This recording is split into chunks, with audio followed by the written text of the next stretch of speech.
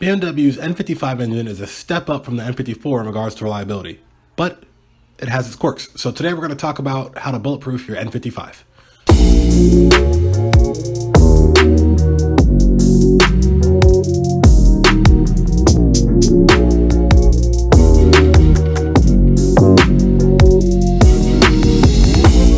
Welcome back to another episode of ModStars. I'm your host, Steve. Be sure to like, subscribe, and share. And here are a list of all the vehicles that have an N55 engine. So feel free to pause the video here to get a better look at your options. Also, the parts I mentioned will be links in the description below. Starting with the crankcase ventilation valve, this was used to reduce carbon buildup in the engine, and they were also built into the valve cover. So when these fail, you have to replace the entire, it's not like there's pieces of it, but you have to replace the valve cover. And for cars with mechanical wastegates, the vacuum reservoir is in the valve cover as well. Now, naturally moving on to gaskets, like the valve cover gasket and oil pan gasket, they're generally long-term wear items, so replacing these with new ones, especially on higher mileage vehicles, should solve or prevent any oil leaks in those areas.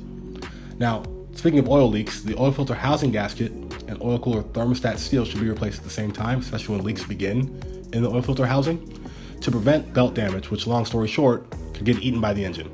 So, to prevent this even more, or to have a safeguard, no pun intended, get a crankshaft seal guard. This also comes with a crank hub capture plate, and the guard itself, in the event that this does happen, when the belt slips, it won't get eaten by the engine, and the capture plate will keep the main bolt in place from the hub from spinning and altering the timing of the engine, which would create a valve to piston contact. So, the N55 engine in the M3 and the M4, I believe it's F30 chassis, have the same issue. Even though these are rare in stock form, modified vehicles are more susceptible to this. So anybody who has a stock one and wants to keep it that way, I recommend this. Anybody who's going to modify their car, I highly recommend this. Moving on to ignition, one-step coulter spark plugs are a huge improvement over the factory ones, and replacing the Delphi ignition coils at the same time with either Bosch or Elder coils are recommended too. Now, belts, tensioners, and pulleys.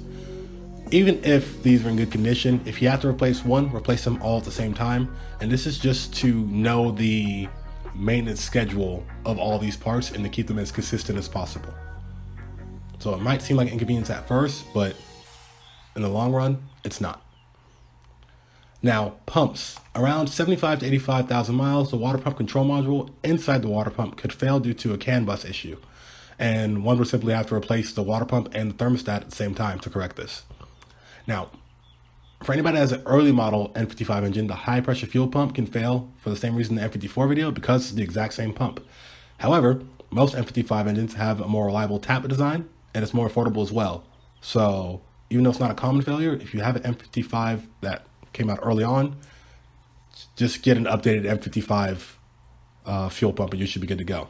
And honestly, it may even work for the N54s. You know, if they use the old N54 ones for the N55s, why can't you use the new N55 pumps for the old N54s? I don't know. Just a thought. Now, moving on to the last one, we're going to talk about engine bearings. Well, rod bearings specifically. And for any high mile or poorly maintained, poorly maintained, I mean abused vehicles, you all know who you are.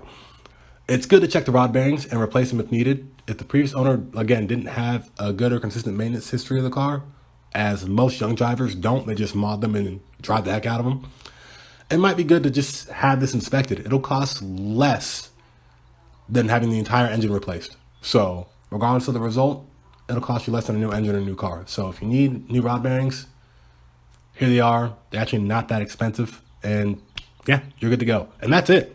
So that's all I have for this video. Stay tuned for the next one. We're going to talk about the S55 engine, which is found in like the M3, M4, M2s, and things of that nature. So if you don't know, now you know, but do what you want to do.